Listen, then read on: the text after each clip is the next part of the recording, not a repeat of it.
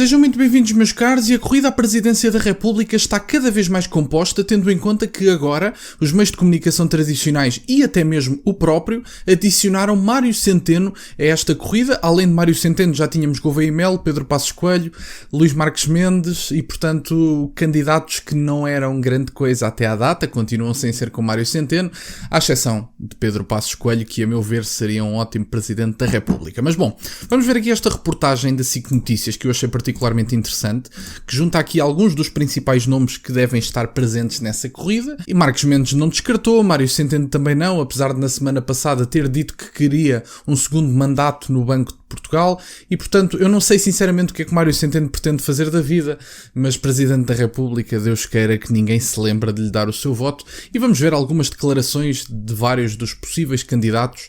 Pedro Passos Coelho, por exemplo, ainda não confirmou sequer que o vai ser, no entanto é um dos grandes líderes das sondagens. Vamos então ver. A tradição da política portuguesa tem mostrado que uma década é o tempo ideal para um Presidente da República se manter no cargo. Talvez por isso estas eleições sejam uma prioridade para Pedro Nuno Santos. Nas presidenciais o PS apoiará um candidato, como há muito tempo não faz, honrando os melhores presidentes da República que Portugal já teve, Mário Soares e Jorge Sampaio. Deus me livre! Os melhores presidentes da República que Portugal já teve, Mário Soares e Jorge Sampaio. Pá, eu nem vou comentar, para ele está a fazer o papel dele. Mas quer dizer, Mário Soares e Jorge Sampaio. Desculpem-me a interrupção, vamos continuar. Ficar fora de Belém por 30 anos. Mas opções para a caminhada não têm faltado aos socialistas. António Costa sempre afastou este caminho e com a chegada ao Conselho Europeu, o antigo Primeiro-Ministro dificilmente aceitará correr para a presidência da República. O mandato de Guterres na ONU também só termina depois dos portugueses serem chamados a votos e parece difícil de acreditar que o secretário-geral das Nações Unidas interrompa o mandato para se disponibilizar a substituir Marcelo. Sim, é dito na reportagem, mas quer dizer, nem António Costa vai sair do Conselho Europeu para se candidatar à presidência da República, quer dizer, tinha que ser uma pessoa mesmo indigna dos cargos que ocupa para fazer tal coisa, porque ele abandonou o seu cargo de Primeiro-Ministro para ir para Presidente do Conselho Europeu e agora abandonaria a presidência do Conselho Europeu para ir para Presidente da República. Quer dizer, vindo do Partido Socialista e vindo de António Costa, não me chocaria que isso acontecesse. Mas ainda assim eu acho altamente improvável. E com António Guterres, idem aspas, parece-me a mim. Por isso, Mário Centeno começa a ser a aposta mais forte dos socialistas. Eu estou a desempenhar o cargo para chegar a julho do ano que vem, na verdade em condições de ter um segundo mandato. A entrevista ao podcast... Pois lá está, e desculpem-me a interrupção novamente, lá está, isto é que é interessante, porque ele quer um segundo mandato no Banco de Portugal, no entanto, ele já começa a ser dado como, e aliás o próprio não nega, como candidato a Presidente da República. Portanto, quer dizer, há aqui alguma coisa, ele no fim do dia quer o cargo que lhe derem, pronto, a verdade é só essa. Agora, ele não tem capacidade para ser Presidente da República, e aliás, parece que os socialistas vão ficar com a terceira década sem um Presidente da República, segundo as contas da SIC. Eu não tenho essas contas presentes, não sei quando é que foi o último Presidente da República socialista que Portugal teve, não tenho as datas presentes, mas quer dizer, se o candidato for Mário Centeno, eu acho que o Partido Socialista vai chegar à terceira década sem nenhum Presidente da República, mas enfim. Como um passo em frente do Governador do Banco de Portugal, que termina o mandato no próximo verão e, apesar da vontade, não deve ser reconduzido por Montenegro à frente do regulador. Tem o caminho aberto, ao contrário de António Vitorino, que deixou muitos socialistas de pé atrás depois de ter aceitado um convite do atual governo para ser presidente do novo Conselho para as Migrações. Candidato-se à presidência da República. Eu não venho responder a questões dessas. A minha vinda cá tem, de certa maneira, um caráter excepcional, no sentido em que não é para repetir. A senhora jornalista parecia-me brasileira e, portanto, no caso, eu estou com a senhora jornalista candidata-se à presidência da República, por favor. Esse é o meu ponto. Porque Pedro Passos Coelho, ao lado do resto dos candidatos na lista, quer dizer, Pedro Passos Coelho, por mim já seria uma boa escolha, porque eu votaria em Pedro Passos Coelho para a presidência da República, sem dúvida nenhuma. Haveria mais um nome ou outro que eu votaria que não estão presentes na lista, nem vão estar, mas é o que é. Agora, eu votaria em Pedro Passos Coelho, e se ele se candidatar, eu vou votar em Pedro Passos Coelho. Mas Pedro Passos Coelho eu não votaria só nele por ser Pedro Passos Coelho.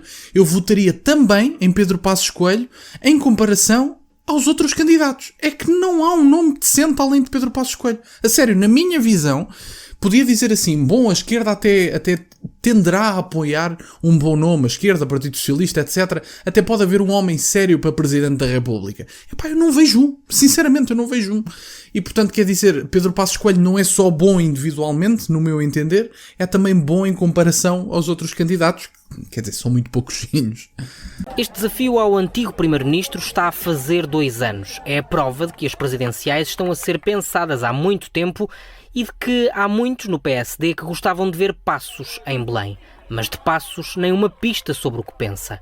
Marcos Mendes tem sido mais claro. Se eu um dia achar que com uma candidatura à presidência da República posso ser útil ao país, que é isso que conta, que é o país, ter alguma utilidade para o país, tomarei essa decisão. Mais difícil de posicionar no espectro político é Henrique Gouveia Melo, mas nesta semana o militar que se destacou pela gestão do processo de vacinação contra a Covid-19 voltou a falar de presidenciais. Tentou-se criar a ideia que os militares não podem participar no espectro político. Não podem participar enquanto estiverem no ativo. Depois de serem no ativo, são cidadãos como outros cidadãos qualquer, sem restrições. E nós não podemos aceitar ficar com uma marca na testa a dizer impróprio para consumo. É difícil crer que uma pessoa, no meu caso, tenho 63 anos, que desde os 8 anos se entregou a uma missão e chega aos 63 anos e depois vai para a reserva e naquele dia deixa de se interessar pelo país. Não, eu acho que o seu rótulo na testa de impróprio para consumo não tem a ver com a sua carreira. Muito pelo contrário, tenho todo o respeito pela sua carreira. Não tenho a respeito por toda e qualquer decisão que foi tomada por si na gestão da pandemia e da vacinação. Porque foi dado quase como um grande líder, quase como se não tivesse sido corresponsável pela imposição de medidas ditatoriais do ponto de vista da saúde que não têm outro nome. Portanto, o meu rótulo na sua testa de impróprio para consumo está longe de ter a ver com a sua carreira. De longe, não tem nada a ver. Aliás, a sua carreira, para mim, é um sinal de mérito. Muito pelo contrário. Atenção, não é a sua carreira que o torna impróprio para consumo. Foram as suas decisões na altura da vacinação e da pandemia. Até janeiro de 2026, ainda falta mais de um ano, mas há quem não tenha problemas em esperar para ver o dia em que Marcelo vai sair de Belém. Ah sim, eu sou um deles. Eu não tenho problemas nenhuns em esperar pelo dia que Marcelo Rebelo de Sousa saia de Belém. Porque ele nunca me enganou, atenção, não foi com o meu voto que ele foi para lá, mas honestamente eu acho que ele terá enganado muitas pessoas. E eu não estou com isto a dizer, eu sou muito bom, vocês é que não perceberam nada disto. Não, atenção. Marcelo Rebelo de Sousa fez a sua campanha, fez a campanha eleitoral mais barata que já deve ter sido feita para um Presidente da República, que foi na televisão.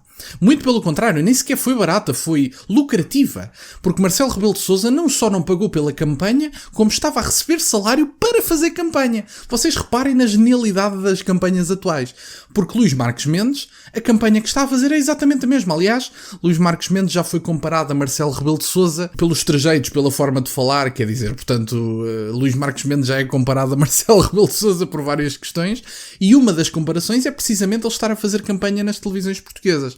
Portanto, repare-se que Marcelo Rebelo de Sousa não só não utilizou grandes dinheiros para fazer a sua principal campanha, até pode ter utilizado dinheiro, isto sou eu a ironizar a situação, até pode ter utilizado muito dinheiro, mas o que é facto é que a verdadeira campanha de Marcelo Rebelo de Sousa foi feita nas televisões, exatamente como Luís Marques Mendes está a fazer. E, portanto, ele não só não pagou pela campanha, como recebeu para fazer campanha, que é giríssimo. Agora, sobre os outros candidatos, quer dizer, há outros nomes que já foram mencionados, Paulo Portas também já foi mencionado, e assim de repente, tirando os nomes que já foram mencionados aqui, António Guterres, que também já foi mencionado algumas vezes, o Almirante Gouveia Melo, Pedro Passos Coelho, já foram mencionados vários nomes, e portanto eu acho que o único nome minimamente credível que eu vejo como possível de ser eleito e que será eleito com o meu voto, se for eleito será eleito com o meu voto, é Pedro Passos Coelho, e eu não tenho dúvidas nenhumas disso. Pedro Passos Coelho, se candidatar, vai ter o meu voto e, portanto, terei todo o gosto em fazê-lo e terei todo o gosto em sair de casa para votar em Pedro Passos Coelho, sem dúvida nenhuma, e assim o farei, no meu entender. Acho que é o melhor candidato disponível e acho que os outros nem sequer são grandes candidatos, quanto mais estarem em comparação com Pedro Passos Coelho. Mas bom, da minha parte era isto, meus caros. Obrigado por estarem desse lado. Peço-vos só que deixem o gosto neste vídeo, que subscrevam o canal. Estamos a chegar aos 18 mil subscritores. Muito obrigado, meus caros. Tem as minhas redes sociais e o MBA na descrição, para o caso de quererem fazer alguma doação. E nunca se esqueçam, meus caros, questionem tudo. Até à próxima.